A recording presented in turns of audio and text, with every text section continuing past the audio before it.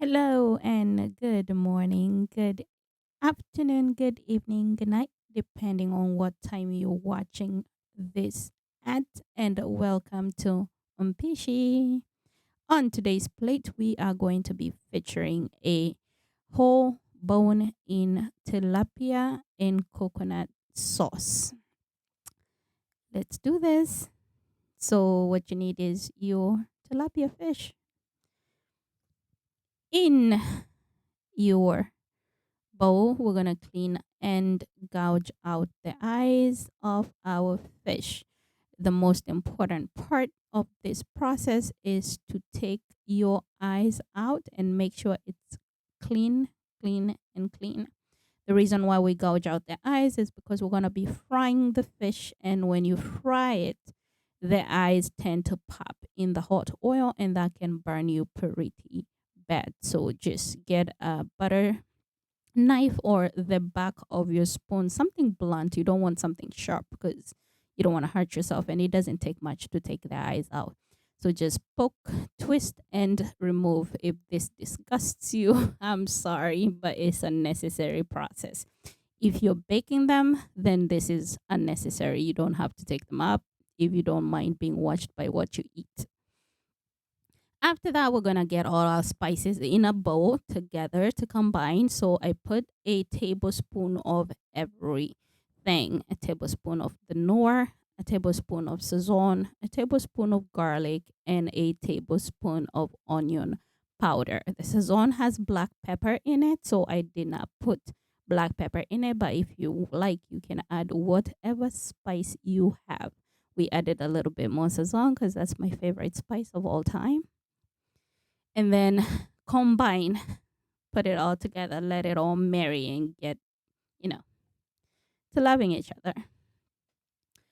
Also, get you a lemon. The way to release the juices of the lemon is to roll it on a hard surface. That makes sure the juices are like out, and, yes, put it to the side. Get your fish and score your fish. You can cut it horizontally, diagonally, however you want to cut your fish. Just cut it, squeeze out the lemon, mix it up. It's really not even necessary. We're doing a dry rub, so we just don't waste the juices of the lemon, and we use the lemon rind to apply our spices onto our fish. The reason you do this is because you don't want to poke your fingers.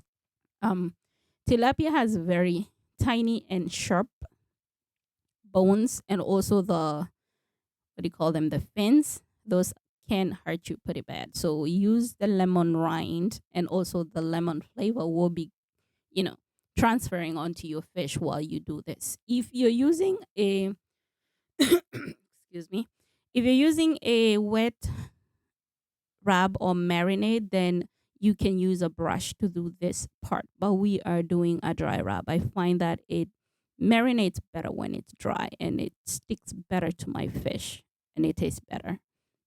So use your lemon rind to do that. And when you're done and satisfied with your fish, just put it in a bowl to the side and continue the process until your fish or fishes. Is it a fish or fishes? I don't know. Is there a plural to fish? I don't know. Well, whatever. Until you completed the process through all the fishes. We are making 9 fish today, or fishes. Yes. So, in a bowl, after you're done, you have to let that sit in your refrigerator for at least an hour. The longer, the better. If you can do this overnight, even better. After that, we are ready to fry our fish. To a wok, put some oil and put it on a heat. How you find out if your oil is ready is put a skewer in there. If it bubbles, your oil is ready. You can also use the back of a wooden spoon if you do not have a skewer. My wok is big enough to hold 3 of the fish, so I did 3 at a time. If yours is smaller, you can go, just put 2 at a time, or even 1 at a time. And depending on how much you're doing, because if you do one at a time and you're doing nine, you're gonna be here a long time, honey. Like, so continue frying your fish until they are golden brown. At this point, they are done. So transfer them to a paper towel lined pan, and you want to place them down belly down. Remember, like when you took the guts out of the fish, there's a cavity that is formed and it holds oil. So you want all that oil to drain. That's why you're putting a paper towel, and that's why you're placing your fish belly down. Continue frying your fish until you have done all the fish. So just keep adding them, three at a time, two at a time, one at a time, depending on how big your vessel is, until you have completely fried all your fish. At this point, I am done with all the frying, and going to turn off the heat and move the pan over to the other side so we can start on our sauce. How beautiful are these fish though? Like, look at it. This is gorgeous. And you can go ahead and eat your fish as is. It is done. It is ready to eat. You just want to let it drain a little bit more, but you don't even need a sauce to that. For our sauce, we need two large onions, washed, peeled, and sliced. And at this point, I employed my sous chef because she got some knife skills. And there is no law of how to slice your onion. You can cube them, you can slice them any which way you feel like. But look at those skills. Like, look at it. Look at her go. And she's quick. Yeah, this is fast forwarded, but she is pretty quick and she's pretty good with her knife. So we employ people for, you know, their skills. So she helps me out with the onions. And then we're gonna slice our tomatoes. Again, there is no law, there's no rule. You can slice them, cube them if you don't like to see the tomato strings, the rind. You can, take it off, or you can put it in a blender. You can do whatever you want to do. Whatever floats your boat, do it. So again, put those to the side, and we are going to slice our cilantro, our dania. That's like my favorite herb in the whole herbs fraternity. Like danias, this stuff. I love this stuff. The smell of it, the taste of it, everything about it is just, I love it. Okay. So slice that up. Again, the knife skills, right? Yeah. I'm not gifted in that section. So we're going to slice that up. Slice and dice or whatever, and put that to the side. In a pan, we are gonna put our onions. Turn your heat on high, and then we're gonna use the same oil we used to fry the fish. We are gonna use it to make the sauce. That way, the flavors are transferring all the way through, and it all marries together and looks like they all belong together. So add a ladle and a little bit more. Again, it looks like a lot, but really it's not, because again, we are doing 9 servings. We have 9 fish. So the oil in the sauce is not as much as it might look like. Cook it up until it's completely rendered, translucent, almost golden brown, but not completely. At this point, add your tomatoes and stir that in properly. Make sure they are touching the bottom of the pan so the cooking process can start. Just stir it up and stir it up and stir.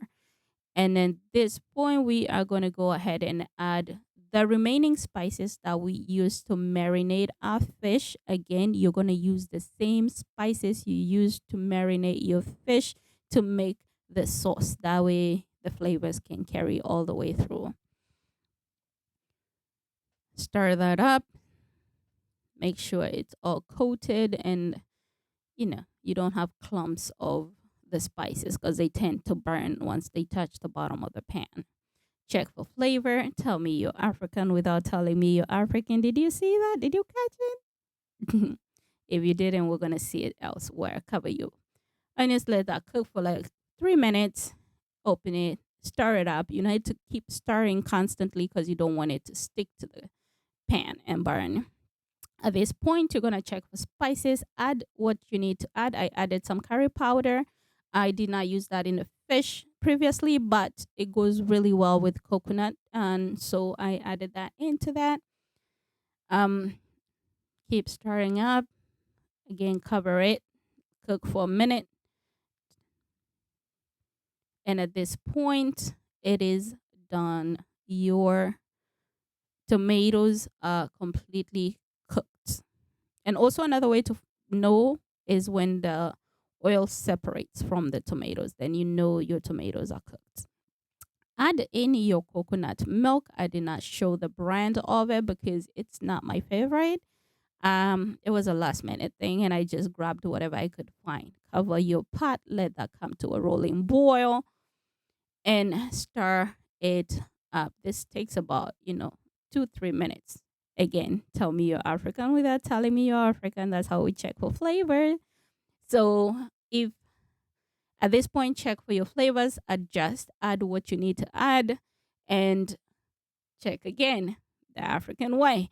Swipe and lick that. At this point, we're going to add the juice of a lemon. You can adjust the lemon depending on how much sauce you're doing and how tangy you like your stuff to be. At this time, check again for flavor. See that? The African in me.